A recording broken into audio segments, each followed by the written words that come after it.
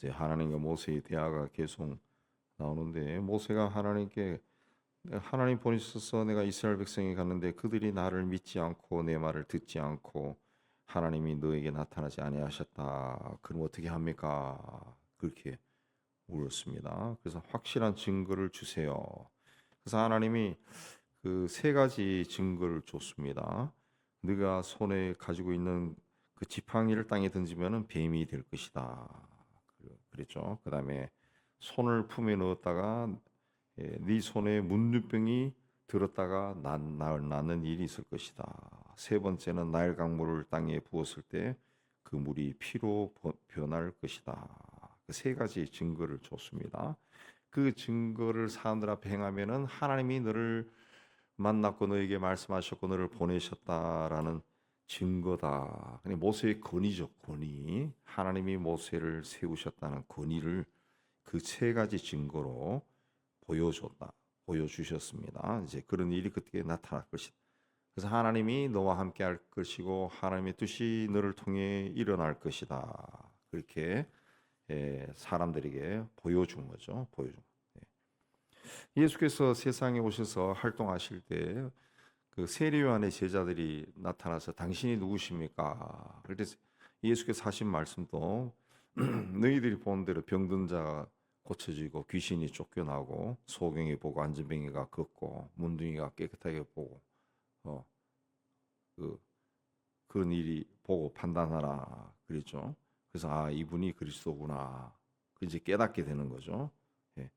모세가 하나님에서 부름 받았을 때 하나님 모세를 통해서 이적이 나타나는데 예수께서 세상에 오셨을 때는 예수님 자신이 이적을 행하셨죠. 예. 예수님 하나님이 모세에게서 이적이 나타나게 해서 그가 하나님 보내신 자라는 것이 이제 드러나는데 예수님은 자신이 스스로를 증거한 거죠. 스스로를 증거한 겁니다.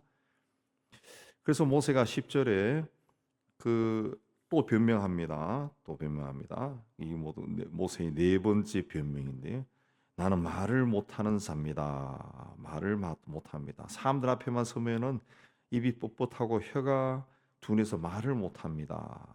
그러니까 하나님 뭐라 했습니까? 11절에 누가 사람의 입을 지었느냐?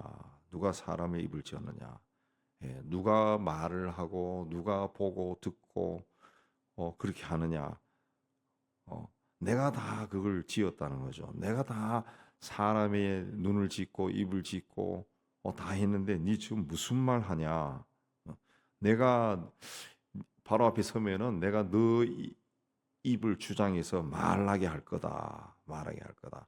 그래서 또 할 말이 없으니까 모세가 13절에 주여 보낼 만한 사람을 보내십시오. 또 그렇게 합니다. 또 그래. 예.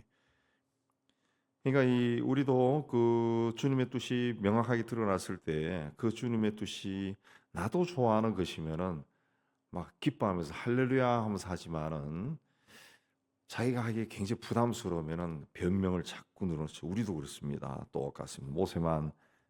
모세만 우리가 탓할 것이 아니죠.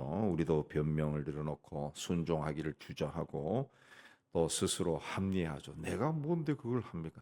어떻게 보면 굉장히 겸손한 것처럼 보이지만은 겸손한 게 아니라 하나님의 명령에 순종하지 않는 거죠. 순종하지 않는. 그건 겸손이 아니죠. 예. 물론 자기 스스로 봤을 때 자신감도 없고 능력도 없고 또 사람들 앞에 나서기가 좀 부끄럽기도 하고 그래서 아우 이걸 그냥 피했으면 좋겠다 그런 마음에 할 수도 있겠지만은 그러나 하나님이 말씀하시면은 이해해야죠. 근데 모세는 그렇게 하지 못했습니다. 모세는 그렇게. 예. 그 모세 시대는 이제 모세란 사람이 하나님에 의해서 처음 부름을 받는 거예요. 그러니까 모든 믿음과 순종이 모세를 통해서 이제 나타나는 겁니다. 처음 나타나는 거죠. 예, 아브라함과 이삭과 야곱도 마찬가지고 요셉도 마찬가지고. 그러나 우리 시대는 이 성서에 나오는 모든 믿음의 조상들뿐만 아니라 교회 역사에 나타난 수많은 사람들이 믿음으로 살았고 그들이 살았던 증거가 있고 지금 이 시대에도 내 옆에 있는 사람이 믿음으로 살고 있고 그들을 통해 하나님이 행하신 증거가 있다. 역사가 있고 증거가 있죠. 그래서 우리 시대에는 하나님이 말씀하면 이해해야 돼. 예. 모세와는 또 다릅니다. 모세는 4번, 5번 변명하고 피하려고 막 했지만은, 예. 우리 시대는 예수께서 내 뜻이 아니라 아버지의 뜻이 이루어지기를 원합니다 라고 복종한 그 시대예요. 그 시대에서 쭉 내려오기 때문에, 예. 그 예수님의 복종을 배운 제자들에 의해서 복음이 2000년 동안 전파되어서 그 이후에 하나님의 사람들은 하나님 말씀하시면 이해했다. 자기가 힘들고 또 고통스럽고 참 가기 싫은 그 길을 할지라도 하나님이 부르시고 가라 명하시면은 이해했다. 우리도 이해해야 됩니다. 우리도 이해해야 돼. 모세가 계속 변명되고 스스로 합리화하니까 14절에 하나님이 모세를 향해 화를 냈다. 화를 내고 이제는 단호하게 명령했어요. 단호하게. 무슨 말이냐? 너 형이 있지 않느냐?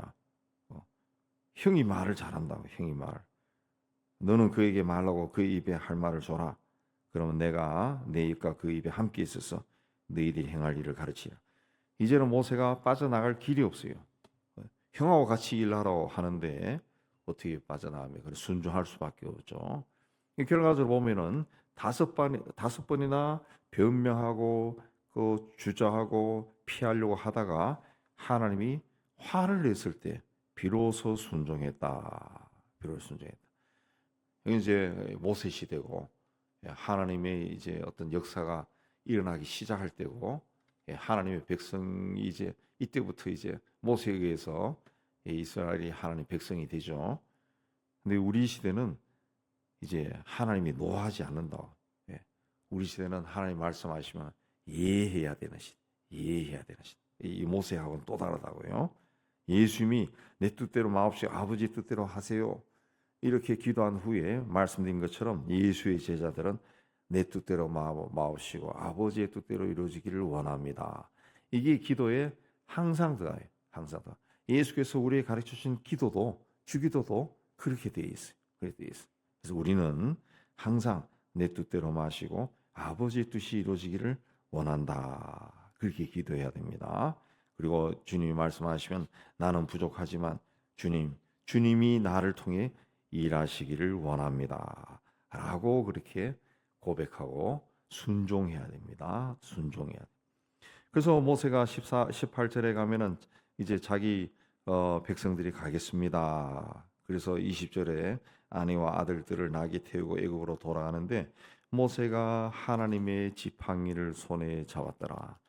이 지팡이는 똑같은 지팡이에요. 하나님의 지팡이라 그래서 하늘에서 뚝 떨어진 지팡이나 뭐 금으로 된 지팡이가 아니고 2절에 나오는 그 네 손에 있는 것이 무엇이냐? 지팡이입니다. 모세가 평소에 들고 다니던 지팡이라는 거죠. 지팡이. 근데 그게 왜 하나님의 지팡이가 되어 있습니까? 하나님의 역사가 그 지팡이를 통해서 일어난 거죠. 그전에는 내가 들고 다닐 때는 아무것도 없었는데 하나님 말씀대로 지팡이를 던지니까 뱀이 돼버리고 지팡이로 땅을 치니까 뭐 이가 나타나고 개구리가 나타나고 날강이 피로 물들고 하나님이 일하는 지팡이가 된 거죠. 하나님의 지팡이. 나도 똑같습니다. 나도 평범한 사람이지만은 하나님이 나를 통해 일하기 시작하면은 하나님의 사람이 돼요. 하나님의 사람.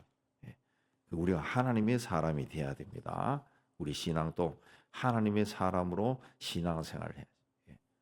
나는 그냥 평범한 사람이지만 하나님이 나를 통해 일하기 시작하면은 하나님의 사람이 되고 또 하나님의 사랑을 받기 시작하면은 하나님의 자녀가 되는 거지.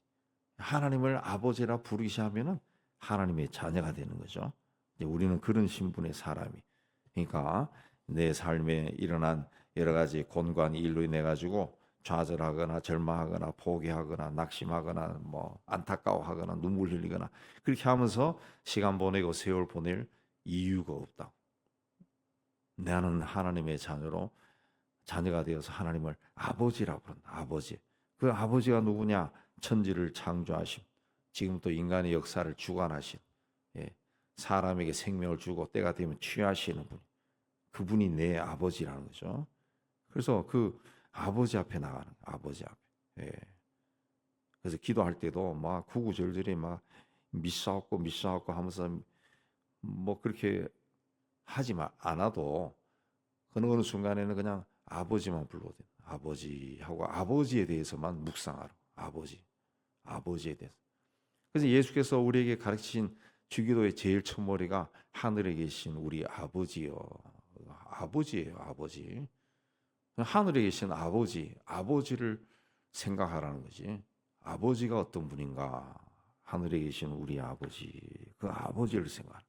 아버지를 깊이 묵상하는 것 자체가 기도가 되고 하나님을 찬양하는 것이다.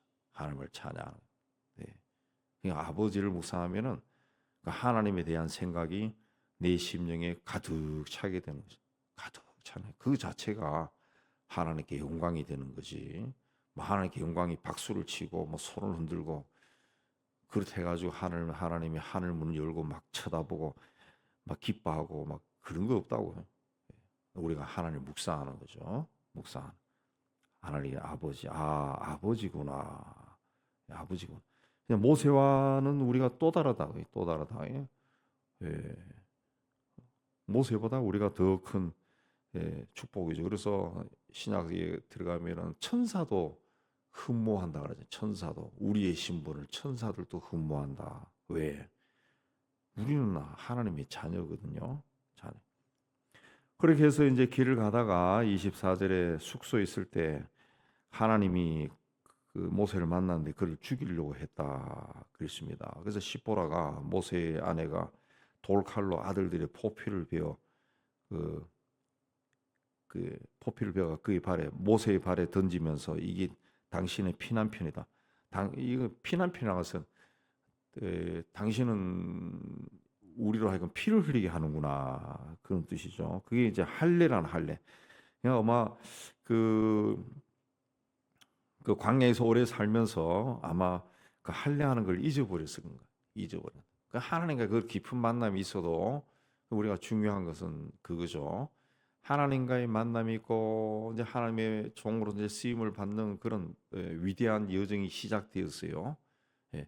그런데도 하나님이 그 정한 율법을 지키지 않았을 때는 하나님이 죽이려고 했다. 하나님이 죽이면 모세가 죽으면은 하나님은 모세 같은 다른 사람 또 택하면 되는 거죠. 그러니까 우리가 하나님의 부름을 받고 하나님의 사람으로 그 길로 갈 때도 우리가 지켜야 될 건 지켜야 된다. 예. 우리 이 땅의 크리스찬들이 뭐 세상의 크리스찬들이 다 마찬가지지만은 우리 이제 이 교회 안에 이제 생각 있는 사람들이 이제 그런 반성들이 많이 있고 그런 글들이 많아요. 뭔가 하면 우리가 이제 그 일제 시대는 예수 천당, 예수 믿으면 천당.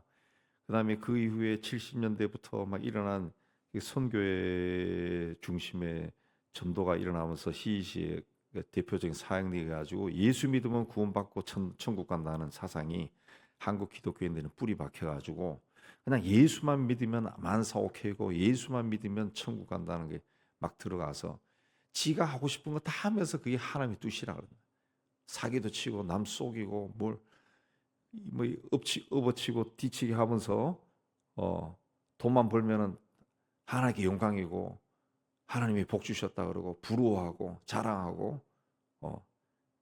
그게 아니라는 거죠. 그게 아니라는 거죠. 하나님은 하나님이 정한 룰에서 벗어난 일을 한 거는 모세라 해도 죽인다는 거지. 죽이려고 했다. 예. 내 백성이면 할례를 해야 되는데 왜 할례 안 했냐는 거죠. 네 아들 왜 할례 안 해서? 네 아들뿐만 아니라 모세까지도 죽이려고 했다는 거지. 모세까지. 우리가 예수 믿었으면은 하나님의 법을 지켜야죠. 그냥 예수 믿고서도 그냥 거짓말도 하고 사기도 치고 부정부패 다 하고 그 높은 자리에 올라가고 돈 벌고 그럼 하나님이 뭐 할 때 사람들이 모여가지고 하나님이 축복하셔서 이분을 이렇게 썼습니다. 하나님이 쓴 적 없어요. 사탄이 쓴 거지. 마귀가 쓴 거지. 그런 경우들이 굉장히 많아요. 굉장히 많습니다. 예. 그러니까 나라가 이 우리 사회가 이 모양 이 꼴이 되는 거죠. 하나님이 그렇게 다 해가지고 하나님 백성들이 다 그렇게 해서 그런 자리에 오르고 그런 사회를 이뤘다 그러면은 우리 사회가 하나님의 영으로 충만해서 그런 악하고 더럽고 음란한 것이 일어나지 않아야 되는데 왜 날이 갈수록 점점 심해지고 교회에 실망한 젊은 세대가 교회를 안 나오고 그런 일이 일어납니까? 그건 뭔가 잘못 살았다는 거죠. 기성세대 크리스천들이. 예. 많은 사람들이 이제 저렇게 살 바에는 나는 교회 안 나가가 되는 거지. 나는 안 나간다는 거지. 예.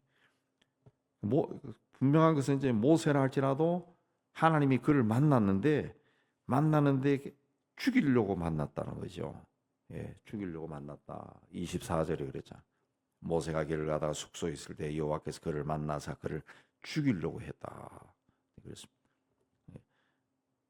그래서 이게 막 황당한 일이 나니까 아마 그 여기 성경에는 자세하게 안 일었지만은 두 사람이 막 당황해가지고 이게 뭐냐 뭐 하나님이 죽이려고 했는 게 어떤 방식으로 죽이려고 했는지 모르죠. 예, 그 성경에 나타나잖아요. 어쨌든 거기서 십보라가 급히 그냥 그 할례를 행했다는 거죠. 예, 할례. 그래서 살아났다는 거죠. 살아났다. 그래서 우리가 이 짧은 말씀이지만 여기서 많은 것을 생각할 수 있습니다. 생각할 수 있습니다. 우리가 하나님의 부름을 받고 이제 하나님의 자녀가 되고 이 땅에서 크리스찬으로 살아갈 때에도 하나님이 기뻐하는 그 길로 가고 하나님의 말씀을 지켜야지 그걸 자꾸 이제 하나님이 그걸 자기 욕심을 이루기 위해서 하나님을 이용하는 거 그건 죽습니다. 저 주일날도 이야기했지만은 푸틴이 하는 짓 보세요. 러시아 대주교 하는 거 보세요. 그 전쟁에 나가는 사람들 막 축복을 한다고. 그 뭔가 이렇게 이 막 내가 이렇게 막 잘못된 거라고 그게 잘못된 거라. 하나님을 자기들의 어떤 욕망의 막 도구로 삼는 거지. 그 내가 하나님이고 하나님은 자기들 종이야. 그런 경우는 이제 죽는 거죠. 아마 그 하나님의 심판이 굉장히 음하게 일어날 겁니다. 우리가 아는 그 독재자 스탈린도 원래는 신학교 졸업한 사람이 전도사예요, 전도사. 신학교 나온 사람. 근데 혁명기에 이제 그 혁명에 휩쓸리면서 그런 자리까지 들어갔지만은 그 얼마나 그 수천만 명을 죽였다 그러잖아요. 그래서 이 스탈린도 말년에 그 자기 집을 지을 때 미로를 그렇게 만들었대요. 미로를. 자기 방까지 들어오려면 대문을 열고 방까지 들어올 때는 그 스탈린의 방이 몇 층이 있는지도 모르고 그 방까지 가려면은 문을